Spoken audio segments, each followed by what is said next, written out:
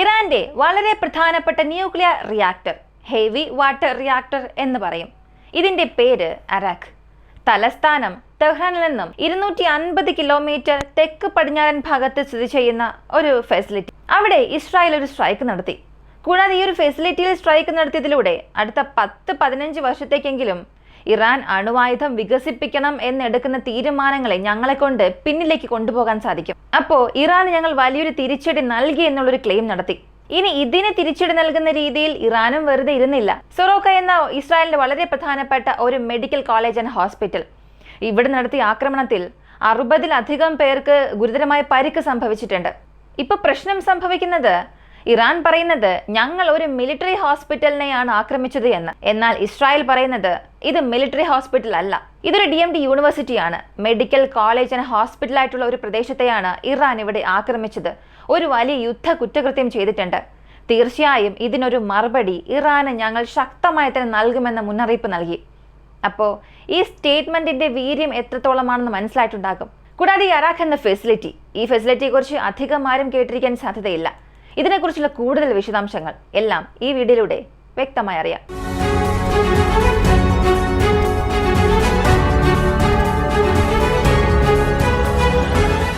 Arak nuclear facility, ഇതിന്റെ importance നിങ്ങൾക്ക് മനസ്സിലാകണമെങ്കിൽ ആദ്യം അവിടെ എന്താണ് ചെയ്യുന്നത്, അല്ലെങ്കിൽ ഇതിന്റെ ചരിത്രം നമ്മൾ അറിയണം. എങ്കിൽ മാത്രമേ ഇസ്രായേലിന്റെ ഈ ആക്രമണം എത്രത്തോളം നഷ്ടം വരുത്തി വെച്ചു എന്നുള്ളത് മനസ്സിലാക്കാൻ സാധിക്കും. പക്ഷേ അവിടെയും ഒരു ചെറിയ ട്വിസ്റ്റ് ഉണ്ട്, അത് ഞാൻ അവസാനം പറയാം. ഈ അറാഖ് ന്യൂക്ലിയർ ഫെസിലിറ്റി എന്നത് ഇറാന്റെ പക്കലുള്ളതിൽ തന്നെ വളരെ പ്രധാനപ്പെട്ട ഹെവി വാട്ടർ ന്യൂക്ലിയർ റിയാക്ടറാണ്. പൊതുവെ ഈ ആണവ റിയാക്ടറുകളെ സംബന്ധിച്ച് അത് പൊതുജനങ്ങൾ ഉപയോഗിക്കുന്ന ആണവ റിയാക്ടർ ആയിരുന്നാലും, അല്ലെങ്കിൽ അണുവായുധം നിർമ്മിക്കുന്നതിന് ആവശ്യമായ യുറേനിയം എൻറിച്ച് ചെയ്യുന്ന ശുദ്ധീകരിക്കുന്ന ഫെസിലിറ്റി ആയാലും, ഇനി ന്യൂക്ലിയർ ഫ്യൂവൽ റോഡ്സ് നിർമ്മിക്കുന്ന ആ ഒരു ഫെസിലിറ്റി ആയാലും, ഇതിൽ രണ്ട് വകഭേദമുണ്ട്. അതിലേക്ക് ഞാൻ വരാം. പൊതുവെ ഇത് ഉപയോഗിക്കുന്നത് ഈ ന്യൂക്ലിയർ ഫിഷൻ അല്ലെങ്കിൽ ഫ്യൂഷൻ റിയാക്ഷൻ സംഭവിക്കും. അങ്ങനെ സംഭവിക്കുമ്പോൾ അതിൽ നിന്നും കൂടുതൽ ന്യൂട്രോൺസും പ്രോട്ടോൺസും ഉയർന്ന വേഗതയിൽ പുറത്തേക്ക് വരും. അതിൻ്റെ ചൂടും വളരെ കൂടുതലായിരിക്കും. ഇതുപോലൊരു സാഹചര്യത്തിൽ നമ്മെക്കൊണ്ട് സാധാരണ വെള്ളം ഉപയോഗിച്ച് അതിനെ കൂൾ ചെയ്യാനോ അല്ലെങ്കിൽ പുറത്തേക്ക് വരുന്ന ന്യൂട്രോൺസിനെയും പ്രോട്ടോൺസിനെയും ക്യാപ്ചർ ചെയ്യാൻ സാധിക്കില്ല. അപ്പോൾ അവിടെ ചെയ്യുന്നത് LWH, light water, heavy water, ഇങ്ങനെ 2 രീതിയിലുണ്ട്. ഇതാണ് 2 വകഭേദം. ഈ 2 കൂളൻ മെക്കാനിസം ഉപയോഗിക്കും. ഇത് കൂളിംഗ് പർപ്പസിന് വേണ്ടി മാത്രമല്ല ഉപയോഗിക്കുന്നത്. ആ നീരാവി പ്രൊഡ്യൂസ് ചെയ്യാൻ, പുറത്തേക്ക് വരുന്ന പ്രോട്ടോൺസിനെ അബ്സോർബ് ചെയ്ത് ഫ്യൂൽ റോഡിന്റെ ഭാഗത്തേക്ക് ഇഞ്ചക്ട് ചെയ്യാൻ, ഇങ്ങനെ പ്രധാനപ്പെട്ട പല ജോലികൾ ഈ ഹെവി വാട്ടർ റിയാക്ടേഴ്സ് ചെയ്യും. നമ്മുടെ ഇന്ത്യയിൽ മൊത്തം 22 റിയാക്ടേഴ്സ് ഉണ്ട്. അതിൽ 18 എണ്ണം ഈ ഹെവി വാട്ടർ റിയാക്ടറാണ്. ഇനി ഹെവി വാട്ടർ എന്താണെന്ന് ചോദിച്ചാൽ അത് മറ്റൊന്നുമല്ല, സാധാരണ നമ്മൾ കുടിക്കുന്ന വെള്ളം, ഡ്രിങ്കിങ് വാട്ടർ, എസെൻഷ്യൽ വാട്ടർ എന്നൊക്കെ പറയാം. ഇവിടെ ഈ ഹെവി വാട്ടർ എന്നത് ഇതിനേക്കാൾ കനം കൂടുതലുള്ള ഒന്നായിരിക്കും. വെള്ളത്തിന്റെ ഫോർമുല H2O, 2 ഹൈഡ്രജനും 1 ഓക്സിജൻ തന്മാത്രയുള്ളതാണ് H2O. നമ്മൾ കുടിക്കുന്ന വെള്ളമാണിത്.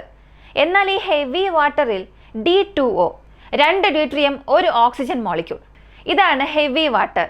ഈ ഡ്യൂട്രിയം എന്നത് പൂർണ്ണമായും മറ്റൊരു എലമെന്റ് അല്ല, ഈ ഹൈഡ്രജന്റെ ഒരു ഐസോട്ടോപ്പാണ്. ഇങ്ങനെ 2 ഡ്യൂട്രിയം 1 ഓക്സിജൻ മോളിക്യൂൾ ചേർന്നതാണ് ഹെവി വാട്ടർ. ഇത് സൃഷ്ടിക്കുന്നതിന് പ്രത്യേക ഒരു പ്രക്രിയ തന്നെ ഉണ്ട്. അപ്പോൾ സാധാരണ നമ്മൾ ഉപയോഗിക്കുന്ന വെള്ളം ഹെവി വാട്ടർ കാറ്റഗറിയിൽ വരില്ലേ എന്ന് ചോദിച്ചാൽ തീർച്ചയായും വരില്ല. എന്നാൽ നമ്മൾ സാധാരണ ഉപയോഗിക്കുന്ന, നമ്മുടെ ആവശ്യങ്ങൾക്ക് ഉപയോഗിക്കുന്ന വെള്ളം, കുടിക്കാൻ ഉപയോഗിക്കുന്ന വെള്ളത്തിലായാലും ഈ ഭൂമിയിൽ നിന്നും ലഭിക്കുന്ന ഫ്രഷ് വാട്ടർ, സീ വാട്ടർ, ഇവയിലെല്ലാം ഹെവി വാട്ടർ ഉണ്ടാകും, അതായത് D2O ഉണ്ടാകും. പക്ഷേ ഈ ഹെവി വാട്ടർ എന്നത് ചില സമയങ്ങളിൽ നമ്മുടെ ശരീരത്തിന് ദോഷം വരുത്തിയേക്കാം. ഇത് കൂടുതൽ കൺസ്യൂം ചെയ്യുകയാണെങ്കിൽ ഒരു പക്ഷേ മരണം വരെയും സംഭവിച്ചേക്കാം. ഇത് 1:41 മില്യൺ, ഈ ഒരു റേഷ്യോയിലായിരിക്കും ഇതിൻ്റെ ഒരു അനുപാതം. അതായത് ഒരു 41 ഡ്രോപ്സ് വെള്ളം നിങ്ങൾ എടുക്കുകയാണെങ്കിൽ അതിൽ 1 ഡ്രോപ്പ് മാത്രമായിരിക്കും ഹെവി വാട്ടർ. അപ്പോൾ പ്രായോഗികമായി പറഞ്ഞാൽ, നിങ്ങളുടെ വീട്ടിൽ ഒരു 1000 ലിറ്റർ ടാങ്ക് നിങ്ങളുടെ ടെറസിലുണ്ട്, വീട്ടിൽ ഉപയോഗിക്കുന്ന ഒരു ടാങ്ക്. അതിൽ എത്ര തുള്ളി വെള്ളം ഉണ്ടാകും? ആ മുഴുവൻ വെള്ളത്തിലും ഒരേയൊരു തുള്ളി ഹെവി വാട്ടർ ഉണ്ടാകും. അപ്പോൾ ഈ ഹെവി വാട്ടറിന്റെ റേഷ്യോ നിങ്ങൾക്ക് മനസ്സിലായിട്ടുണ്ടാകും. ഇപ്പോൾ ഈ റിയാക്ടറിനെ സംബന്ധിച്ചിടത്തോളം അതിനെ കൂൾ ചെയ്യുന്നതിന് വേണ്ടിയും ന്യൂട്രോൺസിനെ ക്യാപ്ചർ ചെയ്യുന്നതിന് വേണ്ടിയും എത്രത്തോളം എസെൻഷ്യലായ മെക്കാനിസമാണിതെന്ന് നിങ്ങൾക്ക് മനസ്സിലായിട്ടുണ്ടാകും. അപ്പോൾ ഇറാന്റെ ഈ അറാഖ് ന്യൂക്ലിയർ റിയാക്ടർ ഇത് 2000 മുതൽ തന്നെ നിലവിലുണ്ട്. അതായത് 91-ൽ ഇതിന്റെ ജോലികളെല്ലാം ആരംഭിക്കുകയും സാധാരണ ഒരു സിവിലിയൻ പർപ്പസിന് വേണ്ടി ഇത് സൃഷ്ടിച്ചുവെന്നാണ് ഇറാൻ ആദ്യം ഒരു വലിയ കഥ പറഞ്ഞത്. എന്നാൽ ആ റിയാക്ടറിന്റെ സൈസ്, അതിൽ ലഭ്യമാകുന്ന പ്ലൂട്ടോണിയം ബൈ പ്രോഡക്ട്സ്, ഇതെല്ലാം വെച്ചുകൊണ്ട് ഇറാൻ പറഞ്ഞത് വെറും കഥയാണ് എന്ന് മനസ്സിലായി. കാരണം ഈ ഒരു പ്രോസസ്സ് സംഭവിക്കുമ്പോൾ ഈ ഹെവി വാട്ടർ ഫ്യൂവൽ റോഡ്സിലേക്ക് ഫ്യൂവൽ ഇഞ്ചക്ട് ചെയ്യുമ്പോൾ ഇതിന്റെ ബൈ പ്രോഡക്റ്റായി പ്ലൂട്ടോണിയം ഉൽപ്പാദിപ്പിക്കും. ഈ പ്ലൂട്ടോണിയം എന്നത് അണുവായുധം ചെയ്യുന്നതിന് ആവശ്യമായ ഒരു പ്രധാനപ്പെട്ട കോമ്പണന്റ് ആണ്, യുറേനിയം പോലെ തന്നെ. അങ്ങനെ പുറത്തേക്ക് വരുന്ന ഈ പ്ലൂട്ടോണിയം ലെവൽ കാണുമ്പോൾ തന്നെ മനസ്സിലായി ഇത് തീർച്ചയായും സിവിലിയൻ പർപ്പസിന് വേണ്ടി നിർമ്മിച്ചിട്ടുള്ള ഒരു റിയാക്ടർ അല്ല എന്ന്. ഇതിനുശേഷം 2005 ഇവിടെ നിരവധി സാമ്പത്തിക ഉപരോധം കൊണ്ടുവരുന്നു. അവസാനം 2011 ഇതിനെ അടച്ചു പൂട്ടാൻ ഇന്റർനാഷണൽ കമ്മിറ്റി വലിയൊരു സമ്മർദ്ദം നൽകുന്നു. 2 റിയാക്ടേഴ്സിൽ ഒരു റിയാക്ടറിനെ അടച്ചുപൂട്ടി. 2015 ന്യൂക്ലിയർ ഡീൽ ഒപ്പുവെച്ചല്ലോ. അതിന്റെ തുടക്കമായി അമേരിക്കയും ഇറാനും ഒരുമിച്ച് ഇതിനെ മോഡിഫൈ ചെയ്യാൻ തുടങ്ങി. ഇത് ഞാൻ ന്യൂക്ലിയർ ഫ്യൂവൽ പർപ്പസിന് വേണ്ടി ഉപയോഗിക്കുന്നില്ല, ഇത് സാധാരണ സിവിലിയൻ പർപ്പസിന് വേണ്ടി ഉപയോഗിക്കാം എന്ന് 2 വിഭാഗവും ചേർന്ന ആ റിയാക്ടറിനെ നവീകരിക്കാൻ തുടങ്ങി, പുനർരൂപകൽപ്പന ചെയ്യാൻ തുടങ്ങി. സാധാരണ ന്യൂക്ലിയർ വെപ്പൺസ് നിർമ്മിക്കുന്ന വിഭാഗത്തിൽ നിന്നും സിവിലിയൻ പർപ്പസിന് വേണ്ടി ഉപയോഗിക്കുന്ന ആ ഒരു ഗ്രേഡിലേക്ക് അതിനെ മാറ്റുന്നു. പിന്നീട് അമേരിക്ക ഈ ഒരു കരാർ വിട്ട് പുറത്തേക്ക് പോയതിനു ശേഷം UK-യും ഇറാനും ചേർന്ന് അതിനെ വീണ്ടും റീമോഡിഫൈ ചെയ്തു. അപ്പോൾ ഇതിൻ്റെ സ്ട്രാറ്റജിക്കൽ ഇമ്പോർട്ടൻസ് എത്രത്തോളമാണെന്ന് നിങ്ങൾക്ക് മനസ്സിലായിട്ടുണ്ടാകും. ഈ ഒരു ഫെസിലിറ്റിയാണ് ഇസ്രായേൽ ഇപ്പോൾ ആക്രമിച്ചത്. അങ്ങനെയാണെങ്കിൽ ഇതോടുകൂടി എല്ലാം അവസാനിച്ചോ? ഇസ്രായേൽ ഇതിന് ശേഷം ഇറാനെ ന്യൂക്ലിയർ വെപ്പൺസിന്റെ ഭാഗത്തേക്ക് പോകാൻ തന്നെ അനുവദിക്കില്ലേ? പ്ലൂട്ടോണിയം മേക്ക് ചെയ്യുന്ന വളരെ പ്രധാനപ്പെട്ട ഫെസിലിറ്റി ആക്രമിച്ചല്ലോ. ഇതിനുശേഷം ഇറാനെ കൊണ്ട് ഒന്നും ചെയ്യാൻ കഴിയില്ല എന്ന് ചോദിച്ചാൽ ഇസ്രായേൽ ആക്രമിച്ചു എന്നുള്ളത് സത്യമാണ്. പക്ഷേ എന്തിനെ ആക്രമിച്ചു എന്നുള്ള ഒരു കാര്യമുണ്ട്. 2019 ശേഷം ഈ ന്യൂക്ലിയർ റിയാക്ടേഴ്സ് എന്നത് ഇനാക്റ്റീവ് ആയിരുന്നു. അതായത് ആ സ്ഥലം പ്രവർത്തിക്കുന്നേയില്ല. ഉപേക്ഷിക്കപ്പെട്ട ആണവ റിയാക്ടർ എന്ന് പറയാം. മൊത്തത്തിൽ ആ ഒരു ഫെസിലിറ്റി എല്ലാം അടച്ചുപൂട്ടി ഷട്ട് ഡൗൺ എന്നൊരു സ്റ്റേജിലേക്ക് കൊണ്ടുവന്നു. ആ ഫെസിലിറ്റിയാണ് ഇസ്രായേൽ ഇപ്പോൾ ആക്രമിച്ചിരിക്കുന്നത്. കാരണം ഇതിന് പിറകിൽ ധാരാളം പ്രത്യാഘാതങ്ങളുണ്ട്. ആക്റ്റീവായുള്ള ഒരു ന്യൂക്ലിയർ റിയാക്ടറിൽ ആക്രമണം നടത്തിയാൽ അവിടെ റേഡിയേഷൻ ലീക്ക് സംഭവിക്കും. ഒരു പക്ഷേ ഇന്ന് ഇറാൻ അവിടെ പ്രത്യേകിച്ച് പ്രവർത്തനങ്ങളൊന്നും നടത്തുന്നില്ല എങ്കിൽ കൂടിയും നാളെ ഒരു സമയത്ത് അണുവായുധം നിർമ്മിക്കുന്നതിന് ഇറാൻ ഈ ഒരു ഫെസിലിറ്റി ഉപയോഗിക്കുമെന്ന് ഇസ്രായേലിന് വ്യക്തമായി തന്നെ അറിയാം. മോഡിഫിക്കേഷൻ പ്രോസസ്സൊക്കെ ഒരു റിയാക്ടറിൽ മാത്രമേ അവസാനിപ്പിച്ചിട്ടുള്ളൂ. മറ്റൊരു റിയാക്ടർ ഇപ്പോഴും അങ്ങനെയാണ്. അതായത് ഇറാൻ എന്തിനു വേണ്ടിയാണോ അത് സൃഷ്ടിച്ചത് ആ ഒരു ഉദ്ദേശം ഇപ്പോഴും അവിടെ നിലനിൽക്കുന്നുണ്ട്. അതുകൊണ്ട് ഒരു പ്രീഎംപ്റ്റീവ് സ്ട്രൈക്കായി ഇസ്രായേൽ നടത്തി. ആ പ്രദേശത്തിന് ചുറ്റുമുള്ള ജനങ്ങളെ ഉടൻ തന്നെ പുറത്തേക്ക് പോകാനും ഒരാഴ്ചത്തേക്ക് ആ സോണിനുള്ളിലേക്ക് വരരുത് എന്ന് മുന്നറിയിപ്പ് നൽകിയിട്ടുണ്ട്. ഇത് ഇറാന് വലിയൊരു നഷ്ടം തന്നെയാണ്. കാരണം നേരിട്ട് തന്നെ ആ റിയാക്ടറുടെ ഡാമേജ് ആയി എന്ന് പറഞ്ഞിട്ടുണ്ട്. ഇതിന് പകരം വീട്ടുന്ന രീതിയിൽ ഇസ്രായേലിന്റെ പല സ്ഥലങ്ങളിൽ ഇറാന്റെ ബാലിസ്റ്റിക് മിസൈൽസ് ആക്രമണം നടത്തിയിട്ടുണ്ട്. പ്രധാനമായും ടെല്ലവീവിന് തൊട്ടടുത്തുള്ള സൊറോഖ് ആശുപത്രിയിൽ ഇറാന്റെ ബാലിസ്റ്റിക് മിസൈൽ വീണ് പൊട്ടിത്തെറിച്ചതിൽ കാഷ്വാലിറ്റീസ് കൗണ്ടിനെ കുറിച്ച് ഇസ്രായേൽ പതിവ് പോലെ ഒന്നും പറഞ്ഞിട്ടില്ല.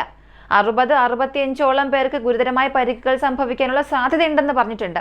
ഇവിടെ 2 തരത്തിലുള്ള വാർത്തകളാണ് പുറത്തു വരുന്നത്. ഇറാന്റെ വശം പറയുന്നത് ഞങ്ങൾ ആക്രമിച്ചത് ഒരു മിലിറ്ററി ഹോസ്പിറ്റലിനെയാണ്. ഗാസയിൽ പ്രശ്നം ഉണ്ടായതിനു ശേഷം 2023 ശേഷം ഈ ഒരു ആശുപത്രിയുടെ ഒരു പ്രധാനപ്പെട്ട ഭാഗത്തെ അല്ലെങ്കിൽ പ്രത്യേക ഒരു വിഭാഗത്തെ മിലിറ്ററി ആശുപത്രിയാക്കി മാറ്റി പരിക്കേൽക്കുന്ന സൈനികരെ അവിടെ കൊണ്ടുവന്ന് ചികിത്സിക്കാനായി ഇസ്രായേൽ ഉപയോഗിക്കുകയായിരുന്നു.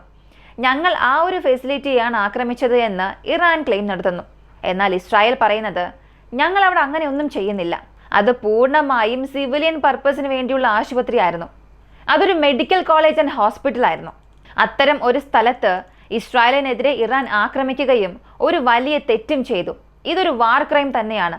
ഇറാന്റെ പരമോന്നത നേതാവ് ബങ്കേഴ്സിനുള്ളിൽ ഒളിച്ചിരുന്നുകൊണ്ട്, പല അടി താഴെയുള്ള തുരങ്കങ്ങളിൽ ഒളിച്ചിരുന്നുകൊണ്ട് ഇസ്രായേലിനെതിരെയുള്ള ആക്രമണങ്ങളെല്ലാം തൊടുത്തുവിടുകയാണ്.